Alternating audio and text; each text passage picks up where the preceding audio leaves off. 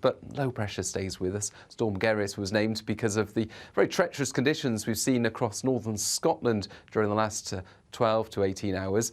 And there will continue to be some heavy rain and hill snow across the Northern Isles, along with 80-mile-per-hour wind gusts for a time overnight.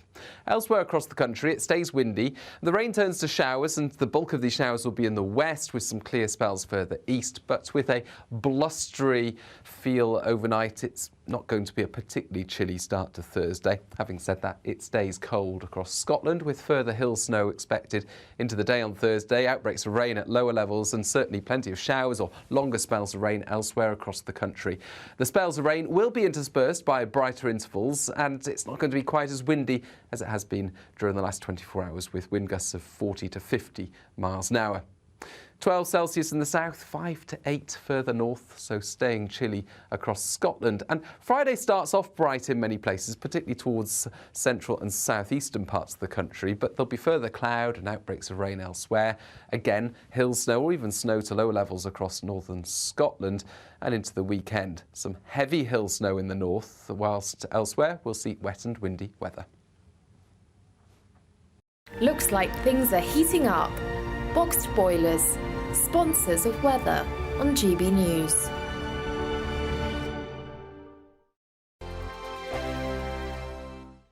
What you get for breakfast is something that, if we do our jobs right, you will wake up to news that you didn't know the night before. It's a conversation. It's not just me and Eamon. We want to get to know you, and we want you to get to know us. From 6, it's Breakfast with Eamon and Isabel. Monday to Thursdays on GB News, Britain's news channel.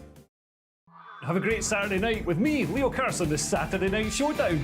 It's a crazy world out there, so come and make fun of it with me, my panel of comedians, and a couple of people who actually know what they're talking about. The Saturday Night Showdown is your front row ticket to the clown show every Saturday, only on GB News, the People's Channel, Britain's news channel. Your weekend starts here with Friday Night Live with me, Mark Dolan, 8 till 9 on GB News. Big stories, big guests and big laughs as we get you ready for a cracking weekend. That's Friday Night Live with Mark Dolan. Fridays 8 till 9 on GB News. Bring your own drinks. The admission's free. Now then, Lee Anderson here. Join me on GB News on my show, The Real World, every Friday at 7 p.m. I'm not eating bloody cat. Are you delicious. mental? Open your mouth. OK, here comes a train. Reminds me of the scene in Singing in the Rain. Adam, is that a good one? Whoa! Join me at 7 on GB News, Britain's news channel. Good afternoon, Britain. Good afternoon, Britain. Join us, Tom and Emily, To find out what's happening in the heart of Westminster. and why it matters to you. Weekdays from midday, we bring you the most compelling stories from across the United Kingdom. And from your doorstep to our inbox, That's right, we want to hear from you, GB News. Britain's news channel. I'm Andrew Doyle. Join me at 7 o'clock every Sunday night for Free Speech Nation, the show where I tackle the week's biggest stories in politics and current affairs with the help of my 2 comedian panellists and a variety of special guests. Free Speech Nation, Sunday nights from 7 on GB News, the People's Channel, Britain's news channel. In the GB Newsroom, we bring you the news as it happens. With our team of dedicated journalists across the UK, we're ready to give you accurate reporting every day. When the news breaks, we'll be there with bulletins on GB News, the People's Channel, Britain's news channel. Wake up to the headlines with Headliners every morning at 5 a.m. We treat you to the day's biggest stories before anyone else, 7 days a week. You can catch up on everything you need to know before you've even had your kippers. Headliners every morning at 5 a.m, only on GB News, the People's Channel, Britain's news channel.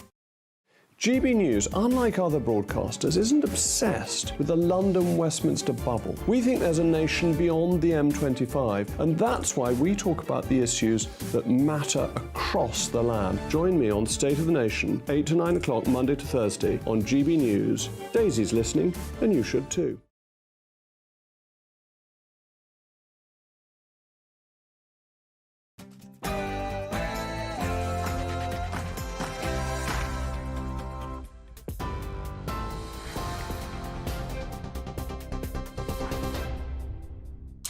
Good evening, you're with GB News. Police Scotland have declared a major incident urging drivers stuck in snow on the A9 in particular to remain in their vehicles. Footage circulating on social media shows cars stranded across the Highlands. This is before snow ploughs were able to start clearing a way through and getting drivers out of that area. Well, it's all down to Storm Gerrit, which has also meant there's power cut to 18,500 homes in Scotland. There's heavy rain, strong winds, and rail passengers on the East Coast main line between London and Scotland were advised today not to travel. And thousands of travellers at airports have also faced delays with flights grounded. And at the port of Dover, ferry passengers facing delays as well of up to an hour and a half today. That's due to French police being off sick. It comes amid increased demand at the port as thousands head away for those post-Christmas trips. Those who missed booked ferries were being put onto the next crossing where space was available. Politics, and Jeremy Hunt has announced the spring budget will be set out on March the 6th next year. Reports also suggesting Downing Street could axe inheritance tax and reduce income tax. Sir Keir Starmer has seemingly instructed his front bench team to finalise their manifesto plans within weeks. The Labour leader telling shadow ministers to have their policy proposals ready by mid-January. Let's take you to the United States, where the Michigan Supreme Court has rejected an attempt to remove the former President Donald Trump from the 2024 presidential ballot. That ruling in sharp contrast to the recent court case in Colorado, where Mr. Trump was disqualified from running for president in that state due to his alleged role in the Capitol Hill riots. That decision has been paused, and there is an appeal planned. In France, the daughter of Jacques Delors says the former president of the European Commission has died. The 98-year-old was a leading figure on the French political left in the 1980s and became known to many across Britain through his dealings with the then Prime Minister Margaret Thatcher and the creation of the euro. France's President Emmanuel Macron honoured his fellow politicians, saying he'd been a tireless architect of our Europe. Jacques Delors, who died today. On TV, online, DAB+ radio and the TuneIn app, this is GB News.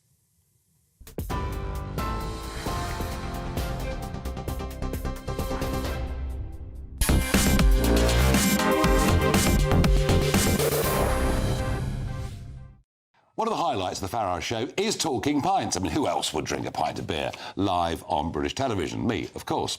But I do it with some very interesting people. They come from the worlds of politics and the arts and sport, people you've never heard of who've achieved amazing things. And the joy of Talking Pints is you kind of forget you're on telly, because it's like two people together having a pint in the pub or even having a cup of tea together.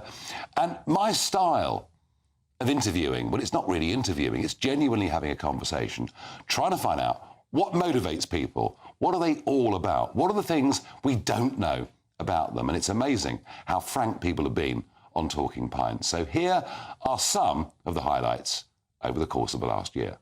Good to see you. And you. Now, I got here in time, didn't I? Just about. She arrived about a minute ago. But that doesn't matter, she did. That'd have been huge disappointment if you hadn't, I can promise you. Oh. Now, you sort of arrive in our lives as Jordan in the middle, late 1990s, and suddenly there you are, and everyone's talking about you. Yeah. And that's over 25 years ago. Yes. And you've never really left our lives. You're there constantly, every bit of your life, the good bits, the disappointing bits. It never, ever goes away. What's it like being that famous? Can you live an ordinary life at all? Well, I don't think I am famous. I don't know any different. Yeah, but I really don't know any different. When I go home, I just do normal things with my friends. Some of my friends are famous. It's like, when you get to know me, people don't understand how I'm, like, out there all the time in the papers, yet I'm just at home normal in my pyjamas, drinking tea and just being normal. But when you're out and about, you know, you go shopping or you go places, people recognise you, they want selfies or whatever else there are, I don't know. Yeah, well, they used to. It's more like the kids now, especially Harvey. He's so popular, Harvey. Yeah, we're going to... Yeah, no. And we're Sorry, I'm rushing for your questions. No, don't worry about it. But I mean, you know, and you've done the lot, haven't you? You know, I'm a Celebrity, Big Brother, absolutely. I mean, there's almost nothing. You know, you're the queen of glam, really, aren't you? Well, the thing that's a shame, there was a programme on the other day which I had absolute nothing to do with it, called The Rise and Fall of Me. And I was really worried, thinking, oh, my God, what's it going to be about? And actually, it does show that I have done a lot in my life. But nowadays, people are just so interested in writing about putting me down, like rubbish stories, when really they should embrace what I've done. And today, I'm so proud that the petition that I did for Harvey... Well, this is amazing. Yeah, can I ask you something about it? So now... Yeah. Because I don't know how it goes. It's something to do with the bills. It was in the House of Commons, and now it goes to the House of Lords. What does that mean? Let's just get the story right here. So Harvey, your son, yes, was born with some really tough disabilities. He's got SOD, which is septic optic dysplasia. And basically, it's part of the front line of the brain, the pituitary gland. It's abnormal. So that's why he's blind. He's got ADHD, opposite deficit disorder, Prader-Willis. And the list goes on. Tic disorder, obesity. Yeah. Well, you fought really hard for him. But the thing that surprised me was why a kid like that would be the subject of online abuse. I mean, it seems pretty sick, doesn't it?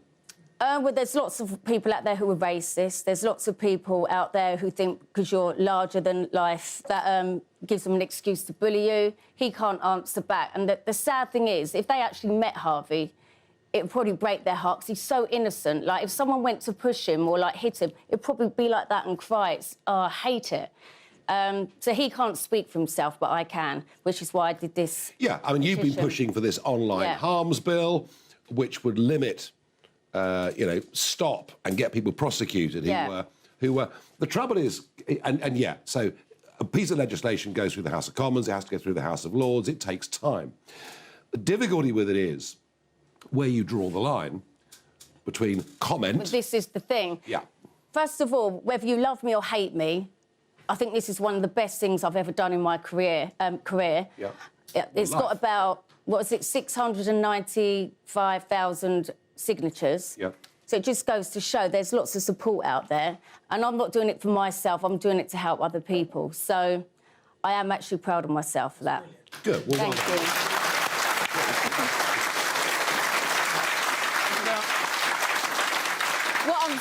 What I'm saying, Nigel, I know, like, I'm a bit crazy and nuts, but I can be professional and sensible sometimes. Otherwise, it wouldn't be me, would it? So...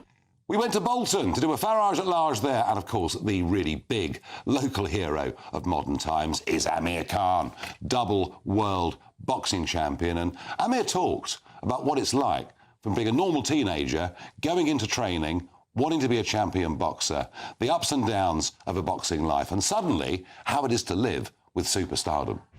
So I used to train just up the road from here, Halliwell Boxing Club. So you know where the Halliwell Club is? You know where the weightlifting gym is? Right there. And it was an underground gym. It used to be freezing cold. Oh, my God. When we went in there, it used to be freezing cold. You had to literally train hard to keep warm.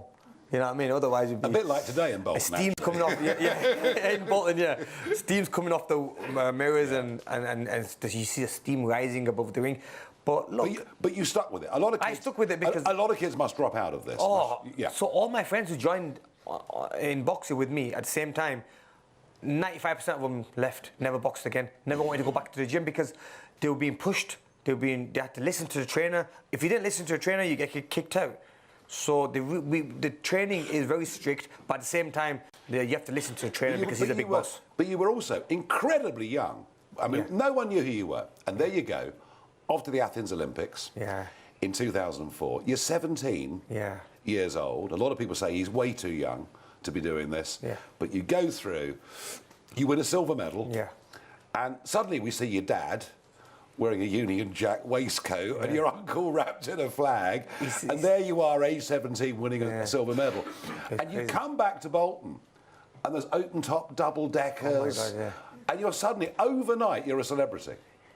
Yeah, I mean, I call myself a famous boxer, really, not a celebrity, you know what I mean? That's different for a boxer. Well, I know, I think you actually achieved both. Who remembers that back in 2004, the big bus?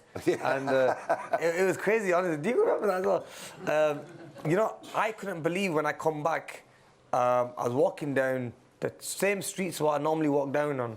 I was already an amateur world champion, amateur European champion, but no one knew me. But after the Olympics, and that's how big of a tournament the Olympics is, everyone knew who Amir Khan was. And it was crazy. I had to like pinch myself. Then, you know, I had never done an autograph. So I thought, just that cool, I'll sign my name as fast as I can. Honestly, and that's all it was. And I get people now showing me the old autographs and say, oh, this is what you signed for me in 2004 when you come back from Blue. Which is nice. It's nice, but then of course I didn't do that. I mean, to look like mine. So that's what I scribbled. That's as an amateur. It's then time to turn professional and to really go for it in a big, big way. Yeah. And again, doesn't really take you very long to become a world champion, does it? No, I'm the third youngest in the world. Sorry, in Britain to become a world champion. What we'll do? Let's just share that moment when you were first made world champion. That'd be amazing. We'll put it up on the screen. Yeah. Judges Ove Ovesen and Jean-François Topin scored the bout 118 to 111. All three in favor of the winner, the new WBA light welterweight champion of the world, Amir Khan. Unanimous and wide, glittering like his gold outfit. Amazing. I mean, come on. Just how cool a moment was that? One of the best moments of my life because, you know, everyone's dream is as a professional boxer, you want to become a world champion. Yep. And obviously that was the day when I ticked that box and become that world champion. I remember that was at the Manchester Arena. And what a venue it was a full sellout. And mind you, that was probably 2 fights after, that win was 2 fights after I got my first defeat, when everyone was writing me off saying that he's never going to become a world champion, you know, but just got beat. But look, God was on my side, and I think... well, you changed weights a couple of times, and obviously in boxing... I always went up and down, because those bands are quite tight, aren't they? Oh, yeah, they're really tight. So normally what they said to you, that if you're making lightweight, for example, you're making 9 stone 9, if you're a pound over, there's big penalties. Or they might even call the fight off, and then that costs you the whole show. So we had to make sure that whenever we're making weight, and that used to be a one fight. Making weight is very, very hard. Putting the sweatsuits on. It's like being a jockey, isn't it? You won't believe this, but you know, just right outside here, I used to run these streets. Like when I go for a jog at night time, I used to go really late at night time. So, but I went one afternoon one time. I was getting stopped all the time in the cars, so I wasn't really stop and starting, and taking pictures. But at night time, I used to go quite regularly, and I used to go past here all the way to the top. So you won 2 world titles. Yeah. You won all sorts of other medals in all sorts of different disciplines, both as an amateur and as a professional. Yeah. And you kept on boxing for years and years and years. You are now really retired, are you? Yeah, I am. Yeah, I am. I mean, you know, when you I love boxing, don't get me wrong, but my last couple of fights, I could see the love wasn't there the same. I didn't want to really push the body as much. All my life, I've been training so hard. I just couldn't do it no more. I mean, I was getting more aches and pains. Like, just before my last fight, I ripped my rotator cuff. I got ripped one of the tendons. And I thought to myself, what's going on here? This is, you know, the body can't take that much punishment. So I had to call it a day. I mean, I do miss the sport. I wish I still had it in me to do more fights and to entertain more people. But, you know, sometimes your body, you need to stop. To Newcastle with the famous, or should I say infamous, Scotty T, who talked very frankly about his OnlyFans page, who talked about reality TV, who talked about the millions that he'd earned and the fact that he'd spent it all and couldn't even remember how, why or where. Money. You've made loads of money. Oh, good God, I've spent loads of money as well. And yet you've got through most of it. What have you done? Where's it all gone? Oh, mate. Where's it all gone? Do you know I spent £1 million in 2 years? Did you? What have I got to show for it? You know, I'd say memories, but I can't even remember it. That's one of the funniest lines I've ever heard. I mean, you know, let me ask you something. The problems that you've had in the past, you had a few problems with drink and substances. Have you put that stuff behind you now? Yeah, of course I have. But it was, you know, it was never really a problem. I think, so Geordie Shaw hired me because I was this lad, I ran events in Newcastle, I was a party boy, I was good with the women, very good with the women. And obviously they're like, oh, I want this lad on the show, he's gonna nail it. So I go on the show, and then a couple of years down the line, they're like, he's too wild, he's too mad with women, he's too this, that. It's like, you hired me for that reason. Like, what else do you want? Yeah. And then, oh, he's abusing substances. Like, no, man. It's like, bloody hell. Give it a break. I mean, put it this way. Do I look 34? Bear in mind, I've had no work done. I think you look pretty. I think I look think fantastic. you look pretty smart. You don't look rattled, I've got to tell you. Is it maybe time, at 34, having done all the things you've done, having had the mad times you've had, is it possible that now is the moment that Scotty T grows up? No, yeah, of course it is. Well, in fact, I actually settled down for 6 months, and then my girlfriend finishes 2 days ago, so I'm single. But yeah, you know, I have grown up. I don't go out as much anymore. I'm very, like, one-track minded with, like, work and stuff like that. Yeah. And obviously I'm doing a lot of television, a lot of other things, maybe a little bit of OnlyFans. All right, maybe a bit of OnlyFans. I mean, and if somebody come up to you, young lad, young girl, came up to you and said, "There's a new reality TV show. Is it a good thing to do?" What would you say? I'll say, unless it's got me on it, probably not. Right. I tell you what, the one thing, Scotty T, you are not lacking in is confidence in any way at all. You believe in yourself. To be honest, you've had an amazing level of success.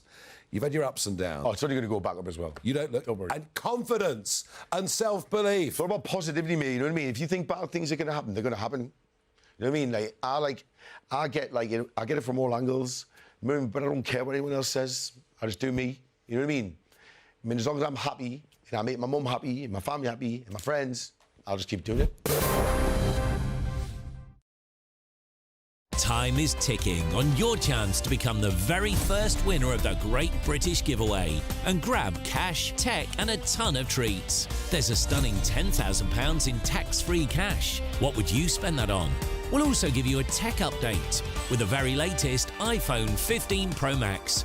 And finally, we'll treat you to a shopping spree with £500 in vouchers to spend at the store of your choice. For another chance to win the iPhone, the vouchers and £10,000 cash, text GBWIN to 84902. Text costs £2 plus one standard network rate message. Or post your name and number to GB01, PO Box 8690, Derby DE1 9TT. UK only. Entrance must be 18 or over. Lines close at 5 p.m. on Friday the 5th of January. Full terms and privacy notice at gbnews.com/win. Good luck.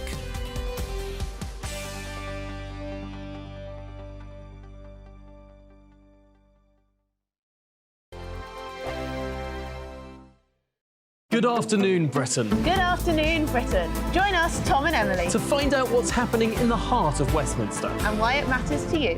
Weekdays from midday, we bring you the most compelling stories from across the United Kingdom. And from your doorstep to our inbox. That's right, we want to hear from you. GB News, Britain's news channel.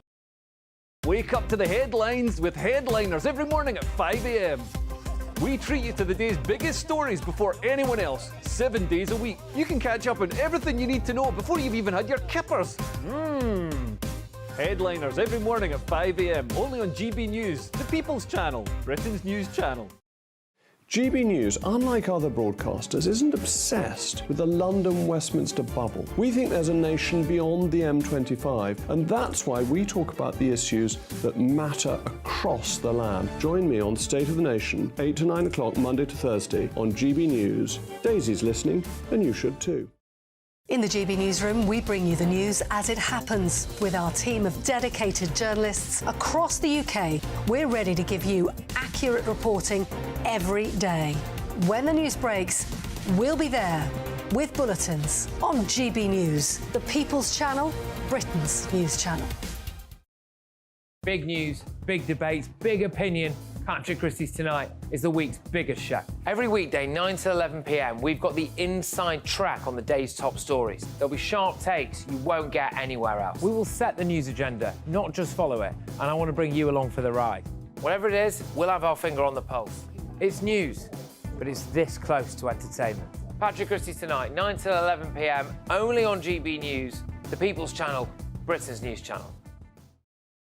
Your weekend starts here with Friday Night Live with me, Mark Dolan, 8 till 9 on GB News.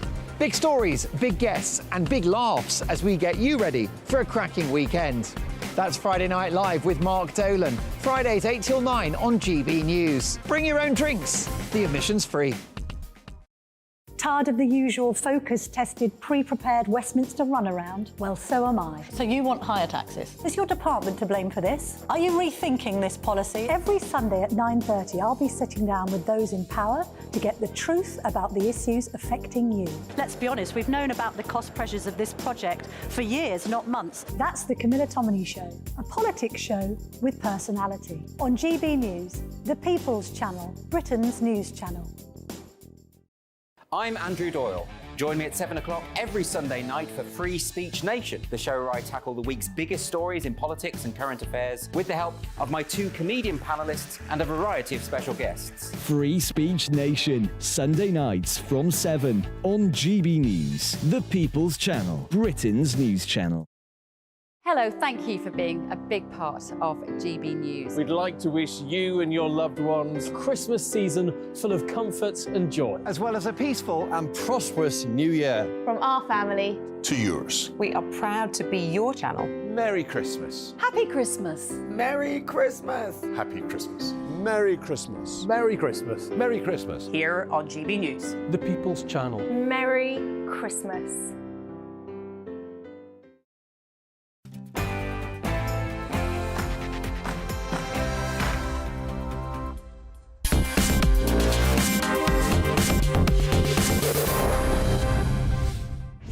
To Bournemouth with Harry Redknapp. He's lived there for decades. He is much loved, of course, originally from the East End. He was playing for West Ham with so many of those famous stars of the 1966 World Cup winning England team. He talked about the ups and downs of his life in sport and why he loves living on sandbanks. Tell you what, I wouldn't mind a property there. I finished down here, Nigel, you think, what am I going to do with my life? And I was going to buy a Bournemouth taxi. That was what I was looking for. Were you really? I was. Listen, we finished the game with no money. We didn't make any money playing. Because you came here and played... I came here and played under John Bond. And, over, 100 games you played for? Yeah, I came here and then went out to America and played, came back in the States. I think, what am I going to do now? I'm coming to the end. Couldn't get the money, tried to borrow the money from the bank. Thought they were £14,000 in them days to buy a taxi, a Bournemouth taxi plate. But couldn't get the money from the bank or anybody, so didn't do that, and then suddenly an opportunity comes along. Bobby came back from America, Bobby Moore, and he went to Oxford City. And he always said to me, if ever I get a job, Harry, I'd love you to come with me and work with me as my coach. I'd done some coaching out in America when we were playing together. So that was my first step into it, really. And I came back to Bournemouth and stayed here as manager for over 9 years, nearly 10 years, and loved it. I had a great time here. This was a fantastic club for me to manage, It didn't start so well, did it, with your first... No, my first game, Lincoln away. I took over. David Webb had just left the club and they didn't have a manager. I was like, they asked me to be caretaker manager, and I took over on the Saturday, Lincoln away, and we got beat 9-0. So I thought that's the one and only game. Every game in England was called off that day. The pitches were frozen solid. We couldn't afford... We had long nylon studs and we were playing on a floor like that, and they had the little pimpled boots on. We were 9-0 down with about 25 minutes to go. I thought, this is going to be 16. I'd have took 9 and gone home, But, yeah, so that was the start. But, probably, I don't know how many games after that, 14, 1,500 or whatever I did after. So I managed to survive. Yeah, but a huge career, actually, as a player and manager long time, here in Bournemouth. And now, where you choose to live? Yeah, I would never moved away. Wherever I managed, we lived here. This was home for us, I came here, we had a club, the club in them days had club houses, and it was £4 a week rent. And we had a little place, at Purewell, near Muddyford, Purewell, Christchurch. And that was our first house here. The boys grew up here. My youngest son, Jamie, was born in Barton-on-Sea. And so, yeah, this was home. We love it. I mean, we'd never, ever thought about moving away. It's a special place. And now a lot of people love it. Sandbanks, some of the most expensive. Yeah, that took off, didn't it? I did that programme about sandbanks. I got the neighbours all started slaughtering me because suddenly we got overrun. They said, it's your fault, that programme. Nobody had ever seen it before. I said, you're not moaning how your house prices have gone up, so you can't have it always. I think on balance they were probably right, though, weren't they? Yeah, oh, it did. It suddenly, the amount of people I saw, we'd never seen it before. We saw it on the TV. You know, they'd all flooded down here after lockdown was over. So, yeah, it got very busy. It is a great place to live. But obviously, you know, to go from being a player to being a manager, yeah, there's an awful lot of players who think they can become managers afterwards, and frankly, most don't make it, do they? No. I mean, it's normally quite a short. You know, to have as many years as I did, I was very lucky, you know. But, yeah, and I managed some great clubs. I say this was my first club, 10 years nearly, just under 10 years here managing Bournemouth. And people forget now, Bournemouth are in the Premier League. People, they don't realise where the club has been for the last 100 and odd years. I mean, I was in the 4th Division when I arrived here managing. And then we went to Division 3, got into the Championship. I thought no one will ever do that again. It was a miracle seeing Bournemouth first time in 100 and odd years getting in the Championship. And then Eddie came along, Eddie Howe, and took them into the Premier, and he, you know, slaughtered what I'd done, really. Well, and, I think they still love you here for what you did. Yeah, but no, it was great. So they were great. Great times, you know. But people, I mean, you know, there's 2,500 people coming through the gates back in them days, Nigel, you know. Now you can't get a ticket here for love or money. Yeah, it's amazing. It only holds 11,500 people, but obviously every week is sold out.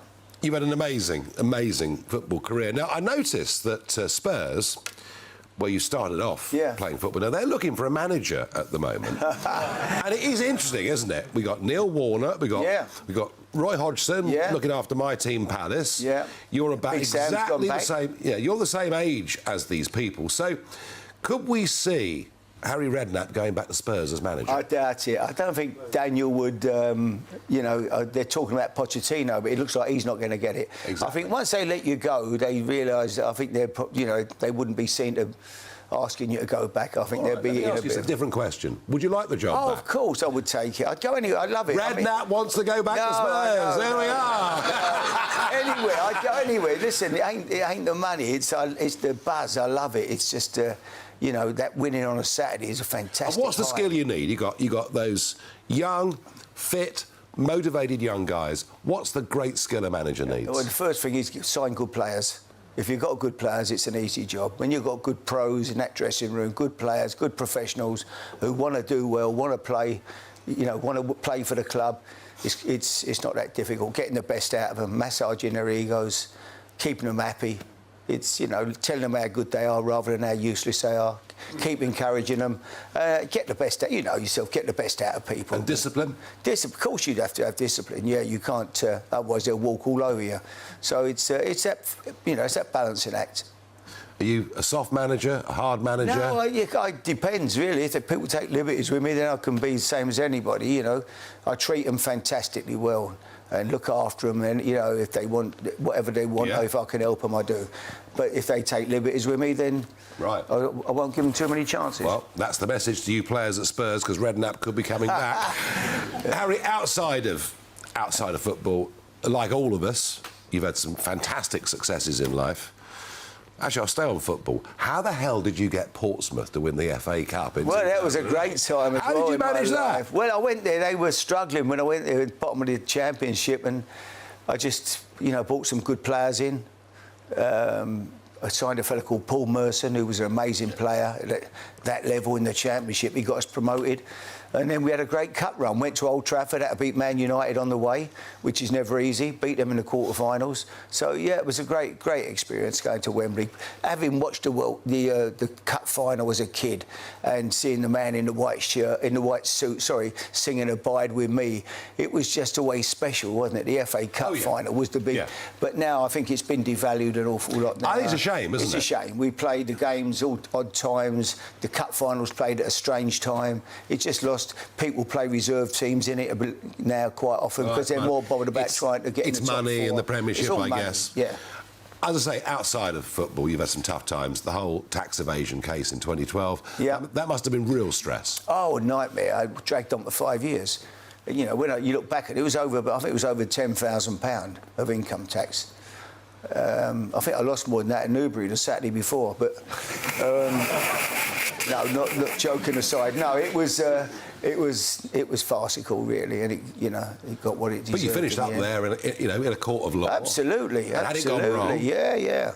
Could have gone wrong, and if it does, you're bang in trouble. But no, what happened? We had to tell people. The police came. They were looking at every manager and every chief executive and every person involved in football at the time with the deals, And I told them that I had a bank account in Monaco. I didn't know where it was. Mr. Mandrick had opened it, and if you speak to him, he'll tell you where the bank account was. You don't rob a bank and go and tell the police, well, it's in a bank in Monaco. You don't. But that's what started it all, and it went from there. And it was the use of that word Monaco, and they assumed it was dodgy, and the press gave you. Yeah. My goodness me. How have you found over the years? Do you just accept the rough with the smooth with the press, or, of course. or do they hack you off sometimes? I don't read it. Do you know the best? I remember Alex Ferguson one day said, "Look, if you don't want to see anything bad, then don't read the papers." And I don't do social media, Nigel. I don't do it. I'm not interested really. What people say, whatever. I just know who I am and what I do with my family and my life. Everyone's got opinion. There's always people out there wanting to knock you. I don't care who you are and what you do in your life. Time is ticking on your chance to become the very first winner of the Great British Giveaway and grab cash, tech and a ton of treats. There's a stunning £10,000 in tax-free cash. What would you spend that on? We'll also give you a tech update with the very latest iPhone 15 Pro Max. And finally, we'll treat you to a shopping spree with £500 in vouchers to spend at the store of your choice. For another chance to win the iPhone, the vouchers and £10,000 cash, text GB-WIN to 84902. Text costs £2 plus one standard network rate message. Or post your name and number to GB01, PO Box 8690, Derby DE1 9TT.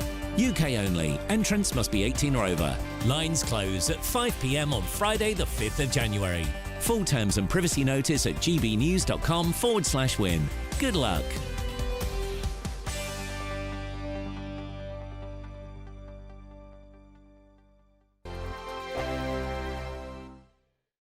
Your weekend starts here with Friday Night Live with me, Mark Dolan, 8 till 9 on GB News. Big stories, big guests and big laughs as we get you ready for a cracking weekend.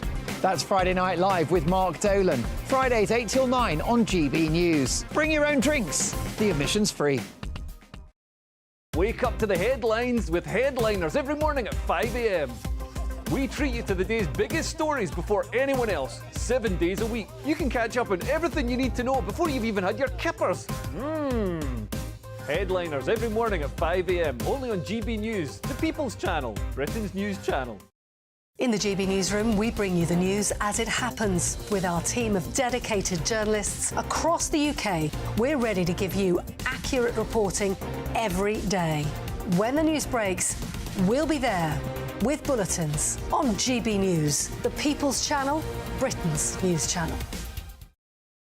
Big news, big debates, big opinion. Patrick Christie's Tonight is the week's biggest show. Every weekday, 9 to 11 p.m, we've got the inside track on the day's top stories. There'll be sharp takes you won't get anywhere else. We will set the news agenda, not just follow it, and I want to bring you along for the ride. Whatever it is, we'll have our finger on the pulse. It's news, but it's this close to entertainment. Patrick Christie's Tonight, 9 till 11 p.m, only on GB News, the People's Channel, Britain's news channel. Good afternoon, Britain. Good afternoon, Britain. Join us, Tom and Emily, To find out what's happening in the heart of Westminster. and why it matters to you. Weekdays from midday, we bring you the most compelling stories from across the United Kingdom. And from your doorstep to our inbox, That's right, we want to hear from you. GB News. Britain's news channel. GB News, unlike other broadcasters, isn't obsessed with the London-Westminster bubble. We think there's a nation beyond the M25, and that's why we talk about the issues that matter across the land. Join me on State of the Nation, 8 to 9 o'clock, Monday to Thursday, on GB News. Daisy's listening, and you should too. I'm Andrew Doyle. Join me at 7 o'clock every Sunday night for Free Speech Nation, the show where I tackle the week's biggest stories in politics and current affairs with the help of my two comedian panellists and a variety of special guests. Free Speech Nation, Sunday nights from 7 on GB News, the People's Channel, Britain's news channel. GB News is Britain's news channel, and now you can support it. All you have to do is scan that QR code that's up on your screen right now, or you can go to gbnews.com/support and become a GB News member. You'll have fantastic benefits. We're also going to organise special events where you as GB News members can meet the presenters, the on-screen faces. Scan the QR code or go to gbnews.com/support. Thank you so much. Hello, thank you for being a big part of GB News. We'd like to wish you and your loved ones a Christmas season full of comfort and joy. As well as a peaceful and prosperous new year. From our family to yours. We are proud to be your channel. Merry Christmas. Happy Christmas. Merry Christmas. Happy Christmas. Merry Christmas. Merry Christmas. Merry Christmas. Here on GB News. The People's Channel. Merry Christmas.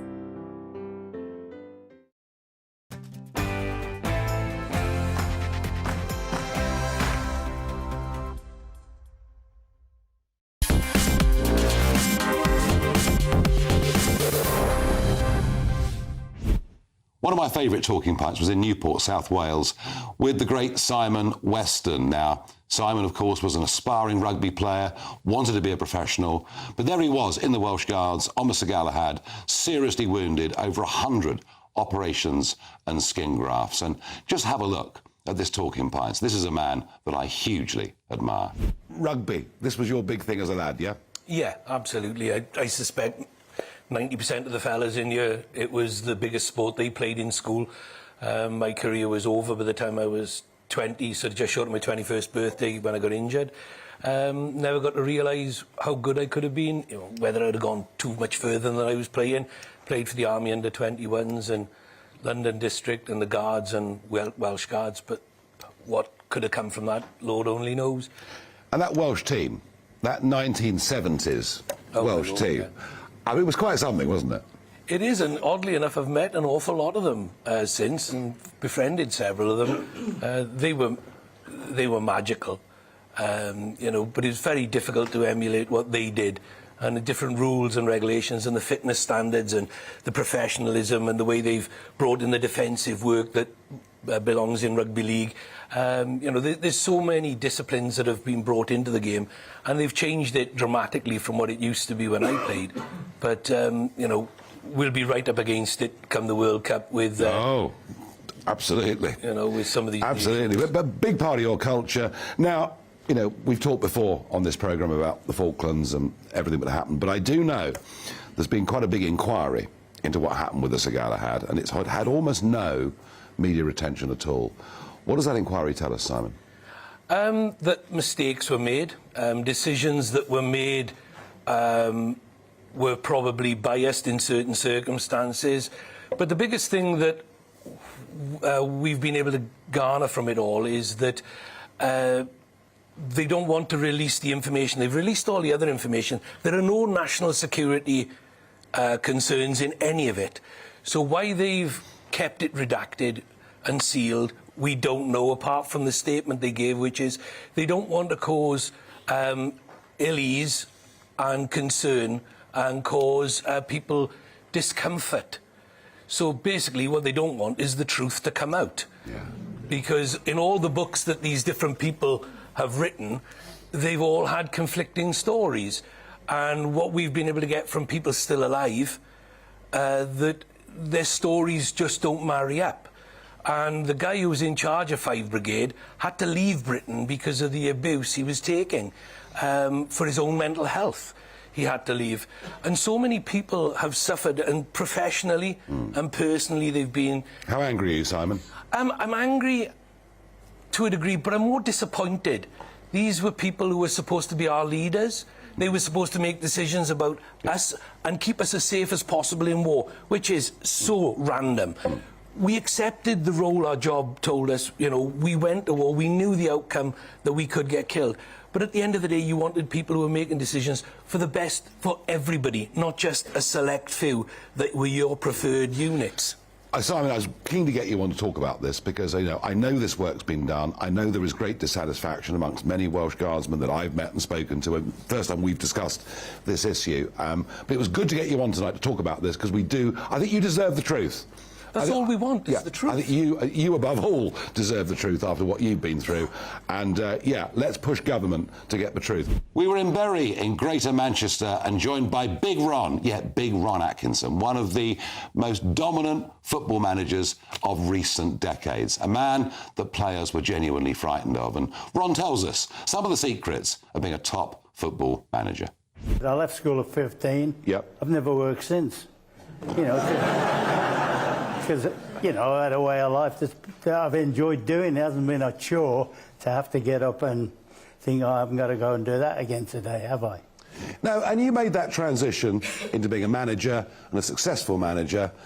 And I think we kind of know what the attributes are of a good player. But what is it that makes a good manager? I think basically you've got to have the ability to deal with people. I had two basic principles. One was I would always treat players the way I wanted to be treated as a player. That doesn't mean to say you've got to curry favour with them. Sometimes you've got to tell them harsh facts. And B, no player could ever play badly for me, providing he was attempting to do the job. He may not have always played well, but if he was, for argument's sake, say he was a striker and he was missing chances, providing he was still going in there to have a go for them, you'd put up with it. Not for too long, I might have. But those are two basic principles. And were you a disciplinarian? To a certain extent, yeah. There's various ways of discipline. I didn't want people coming into training. I like people to come in with a smile on their face and be enthusiastic and enjoy it. I didn't want to make it like a war of attrition when they came in, which does happen in certain clubs, you know, managers. And I would sooner have like an hour and a half or an hour and a quarter, high intensity. In fact, one of my coaches once said to me, "You're the only coach that doesn't believe in breathers." I wanted everything high tempo from the minute they started till the minute they finished, rather than a couple of hours dragging it out. You know, I wanted it played, trained at a high level and a high intensity. Now, you went on to manage some, you know, great clubs. West Bromwich Albion, you were the first top-flight manager to have 3 black players in the team, which I remember at the time was a really big deal. And, of course, you know, Manchester United, there you are. I mean, one of the biggest football club names in the world. How did that feel? It was great, but you've got to go back to the fact, when I actually left West Brom, we actually had a much better side than the side I inherited at Man U.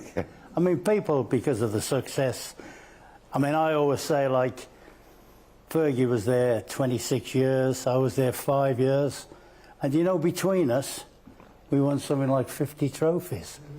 The fact that he won 49...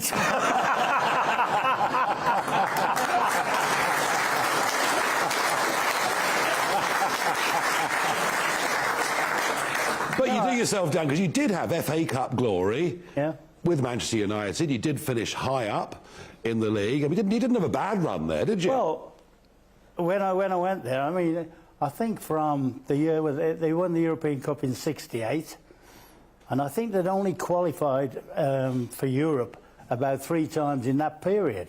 Now, at West Brom, we qualified every year. Yeah. And when I went there, I said to the chairman, Martin Edwards, I said, look, we've got to become a European club again. And we did that every year. We were never at the top 4. So in that respect, we were all right. What we didn't do, I'd only been there 3 months, and somebody said, you know, we've not won the title for 15 years. I said, I've only been here 3 months. But the pressure's real, isn't it? Yeah, that was the thing they always brought up, you know, the thing about winning the title. And people say to me, what was the reason? Why didn't you win this? Because we had a good enough team to win it. Two words summed it up: Ian Rush. Because if we'd have had Ian Rush, we'd have won it every year. Yeah, and Liverpool. You know, Liverpool were pretty good at the time, weren't they? Yeah.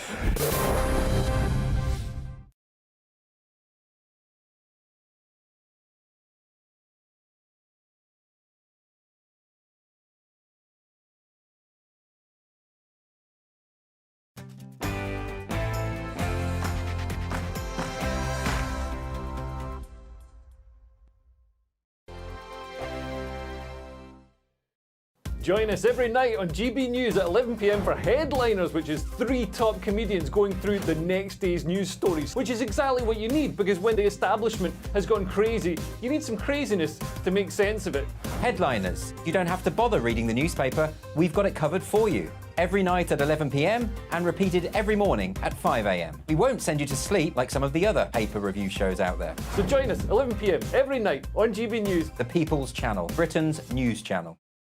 Tired of the usual focus-tested, pre-prepared Westminster runaround? Well, so am I. So you want higher taxes? Is your department to blame for this? Are you rethinking this policy? Every Sunday at 9:30, I'll be sitting down with those in power to get the truth about the issues affecting you.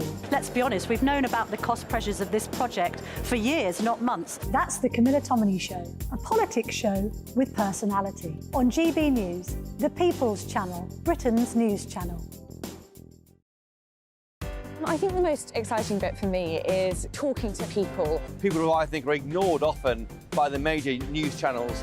We're going to give news they want to hear. There's a voice there that needs to be heard. I think there's a chance here for a diversity of opinion to be expressed, which you don't find elsewhere. It's really exciting. We don't hold back. We're free to say how decisions that are taken here affect us all around the country. Only on GB News, the People's Channel, Britain's news channel. Good afternoon, Britain. Good afternoon, Britain. Join us, Tom and Emily, To find out what's happening in the heart of Westminster. and why it matters to you. Weekdays from midday, we bring you the most compelling stories from across the United Kingdom. And from your doorstep to our inbox. That's right, we want to hear from you. GB News, Britain's news channel.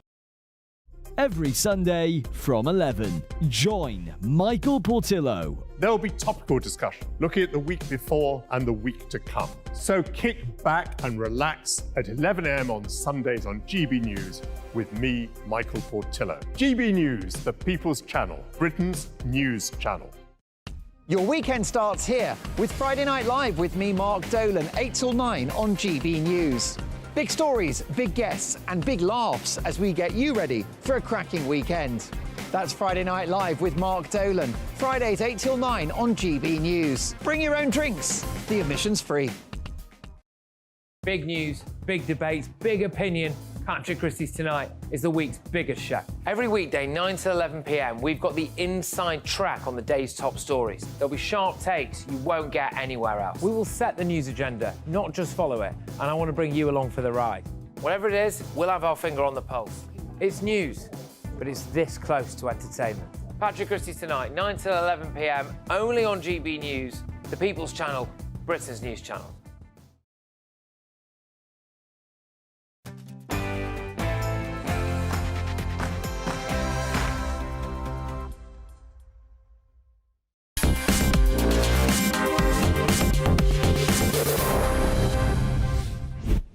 To Whittam in northern Essex with the local MP Priti Patel.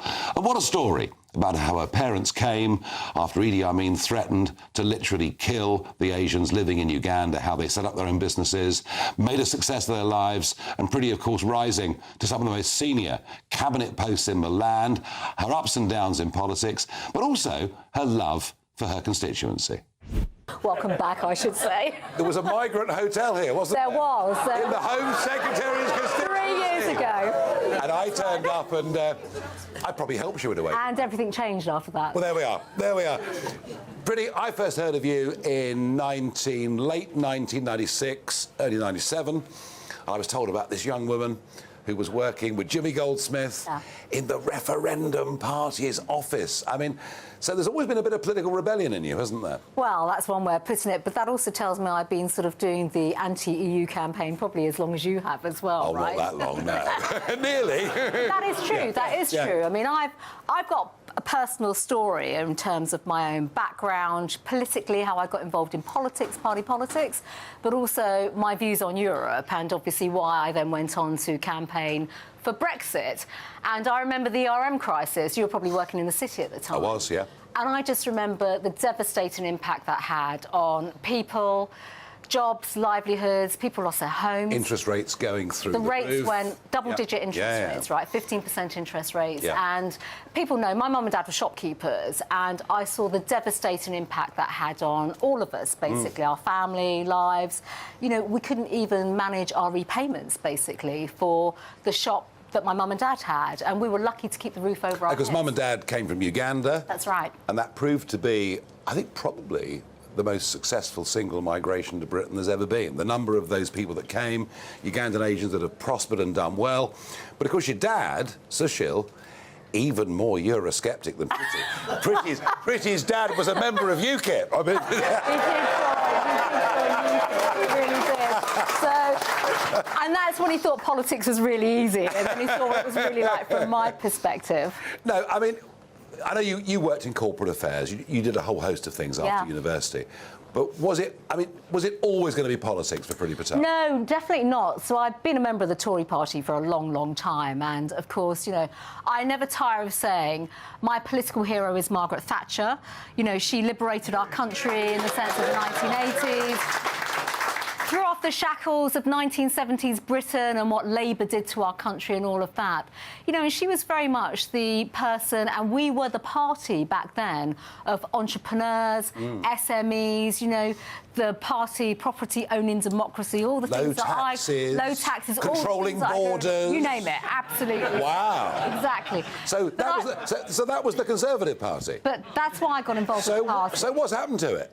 So, Nigel, that's why I got involved with the party. But I've always been a backroom person, and I never, ever actually wanted to be a member of Parliament. I mean, you know, my parents' background, very business-orientated, etc. A general election is coming. You know, it'll be next October or whenever it is. Can the government sort the banks out and make this thing fairer? Well, look, first of all, I think we need to thank you for everything you've done as well in terms of lifting the lid off the whole debanking, the banks and all this kind of stuff. There's no doubt about that. I should say something else as well before I come onto the bank. I just want to thank you as well, actually, for, you know, the way in which you've just driven the political agenda on this issue. But even last time at the general election, you had candidates and you stood them down, which enabled us to get that majority. I know. But you've asked. I know. I know. Well, I was coming to that. but that helped us get Brexit done, and that was really important. Yeah. Well, but you've asked the question on banking. You've asked the question on banking. There is no choice now. Because if the government doesn't intervene, too many people will just lose the right to, you know, have access to cash, access to bank accounts, and also it's going to be so detrimental to the economy because businesses in particular will be affected, and that small businesses, 80% of my constituents are employed by SMEs, not the fancy corporates, not the big, you know, the companies and things of that nature. We need banks and we need local banks. This matters, and this campaign is one I'll probably go on fighting for years. I've got a record of doing that.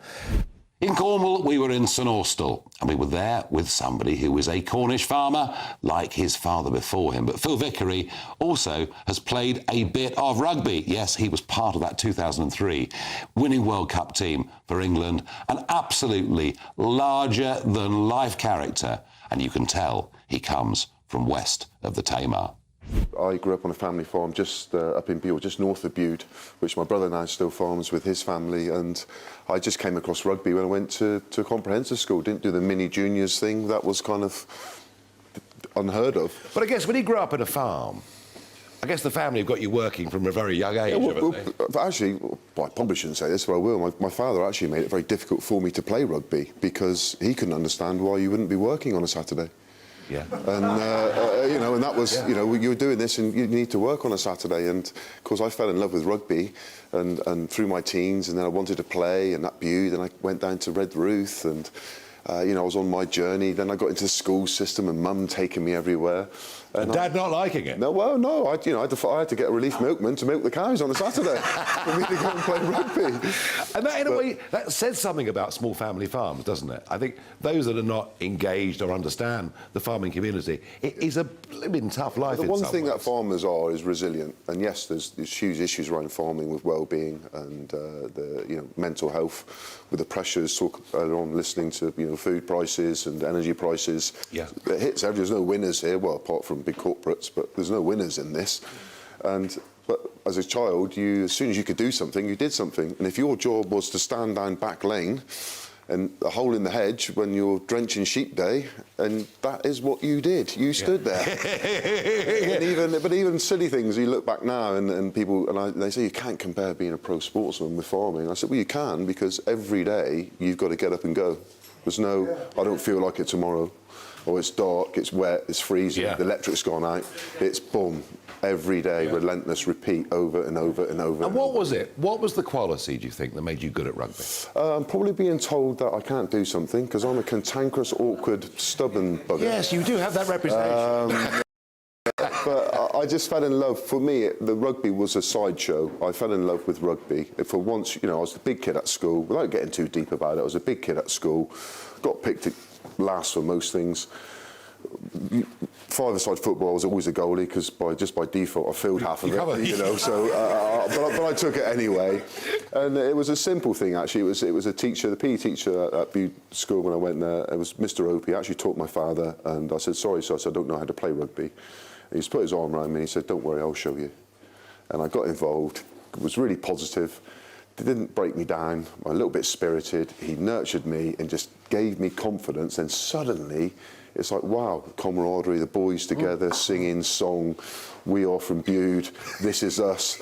Went down to Bude Rugby Club, same thing, welcome, come in, yeah, come on. We weren't any good, we were rubbish, but we are from Bude and we are the best, and it was that club, it was the emblem, it was a badge to be part of my town and to represent, and that for me was hugely important. But then when you start thinking about Cornwall, what it stands for, fishermen, miners, passion, Trelawney's Army, those 15 pieces of gold in that badge, we are from Cornwall.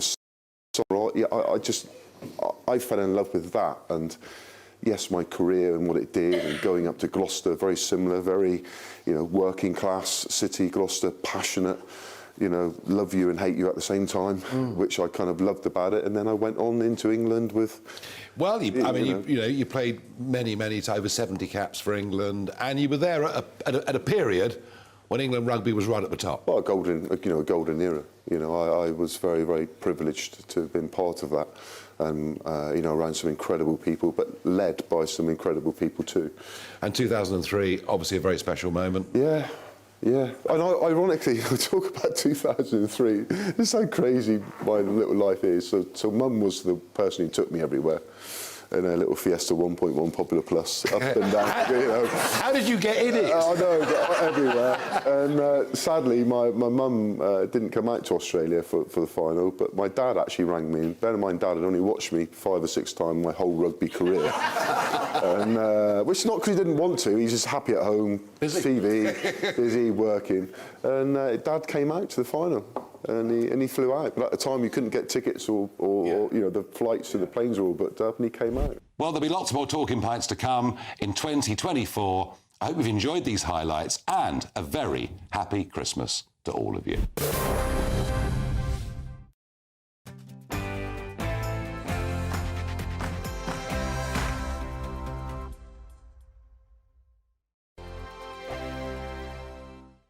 What you get for breakfast is something that, if we do our jobs right, you will wake up to news that you didn't know the night before. It's a conversation. It's not just me and Eamon. We want to get to know you, and we want you to get to know us. From 6, it's Breakfast with Eamon and Isabel. Monday to Thursdays on GB News, Britain's news channel. Have a great Saturday night with me, Leo Curse, on the Saturday Night Showdown. It's a crazy world out there, so come and make fun of it with me, my panel of comedians, and a couple of people who actually know what they're talking about. This Saturday Night Showdown is your front row ticket to the clown show every Saturday, only on GB News, the People's Channel, Britain's news channel. Your weekend starts here with Friday Night Live with me, Mark Dolan, 8 till 9 on GB News. Big stories, big guests, and big laughs as we get you ready for a cracking weekend. That's Friday Night Live with Mark Dolan. Fridays 8 till 9 on GB News. Bring your own drinks. The admission's free. Now then, Lee Anderson here. Join me on GB News on my show, The Real World, every Friday at 7 p.m. I'm not eating bloody cat. Are you Delicious. mental? Open your mouth. OK, here comes a train. Reminds me of the scene in Singing in the Rain. Adam, is that a good one? Join me at 7 on GB News, Britain's news channel. Good afternoon, Britain. Good afternoon, Britain. Join us, Tom and Emily, To find out what's happening in the heart of Westminster. and why it matters to you. Weekdays from midday, we bring you the most compelling stories from across the United Kingdom. And from your doorstep to our inbox. That's right, we want to hear from you. GB News, Britain's news channel. I'm Andrew Doyle. Join me at 7 o'clock every Sunday night for Free Speech Nation, the show where I tackle the week's biggest stories in politics and current affairs with the help of my 2 comedian panellists and a variety of special guests. Free Speech Nation, Sunday nights from 7 on GB News, the People's Channel, Britain's news channel. In the GB Newsroom, we bring you the news as it happens. With our team of dedicated journalists across the UK, we're ready to give you accurate reporting every day.